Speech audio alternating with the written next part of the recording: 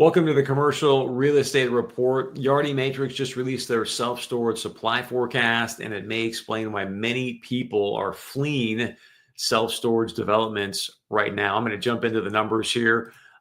So I think the headline from this report is really this graph right here. You can see the numbers dropping precipitously as far as the new supply coming online from 25 to 26 all the way down here to 2030. Some of the key numbers I want you to pay attention to are the 28, 29, and 30, where it's got these threes in the beginning.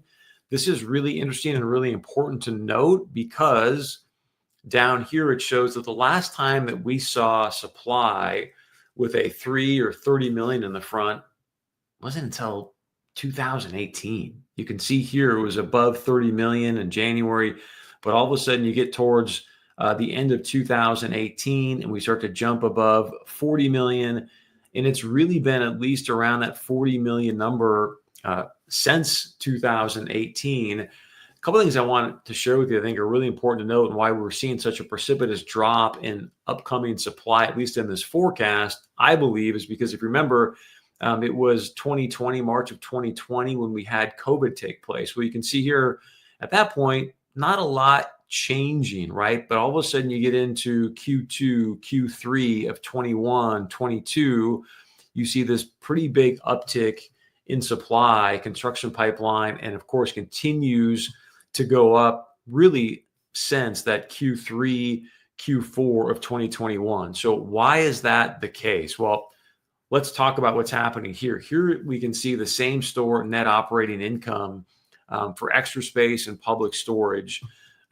What's really interesting, we just talked about Q2, Q3 of 2021. Boom, here it is. I mean, just incredible NOI growth year over year for Public Storage and Extra Space. Thus, the information gets out. People hear about this kind of NOI growth. They're like, wait a second, I got to get into that asset class, which is, of course, why you saw that dramatic increase, which we'll go back to, with this dramatic uptick all of a sudden in people getting into developing self-storage because they see these just gargantuan year-over-year NOI growth.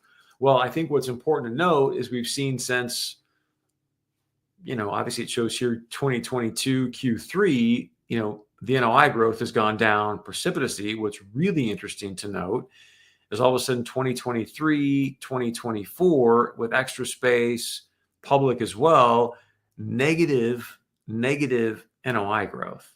Thus, you start to see, oh, wait a second. Now, there's been a lot of supply coming on, but I think you can see that's why there's such a precipitous drop in 28, 29, and 30, because why does this matter? We haven't seen negative NOI growth in the self-storage space. I mean, briefly here during the COVID situation, but other than that, we haven't seen it since the GFC. I mean, 2009 Q1 Public Storage positive. All of a sudden, you were in the middle here of the GFC. Boom, boom, boom through Q1 of 2010, Q2.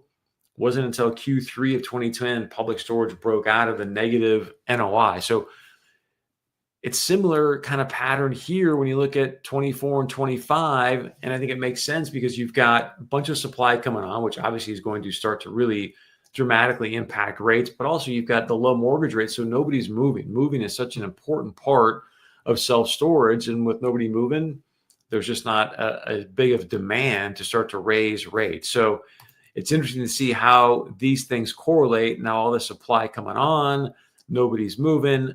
Pretty easy to understand why there's been this negative NOI. I think one other thing to keep in mind that people are definitely aware of and probably helping them keep pencils down when it comes to development as well. This was a report that I just got from a CBRE broker they sent over to me. See, it's from Turner and Townsend, but I think this is another headwind as far as development that people are looking at going, wait a second, do I also want to battle potentially? You can see here the impact of tariffs, but 20 to 25% structural steel, 25 to 30% growth. This is projected over the next 12 months in metal panels, aluminum, metal studs. So you start to squeeze the NOIs. And another big part of the NOI squeeze that you've seen as of late, at least according to the recent earnings calls from Extra Space and Public Storage, increased property taxes, increased insurance, just overall increased costs. Now you throw some of these increased costs with tariffs, it begins to squeeze the NOI even more. That's why you're seeing or hearing about a lot of people pencils down when it comes to self-storage construction. So I think the good news is for the people that are willing to keep digging and clawing and fighting for those good pieces of dirt to build self-storage. If you think about, from the timelines to get it entitled, to get it built, when you open the doors over the next few years, there's going to be a lot less supply. So whatever you can start doing now, getting done towards having the thing come up and open doors around 28, 29, or 30, when you've got this potentially dramatic reduction in supply, it's going to bode well for those assets that you start opening the doors in around these timelines. So quick overview of this report. There's a lot more to it, but we just, as always, would love to know your point of view and your thoughts on what's happening right now within the self-storage asset class. So please share this video with friends and colleagues. As always, thanks so much for joining us here on the Commercial Real Estate Report.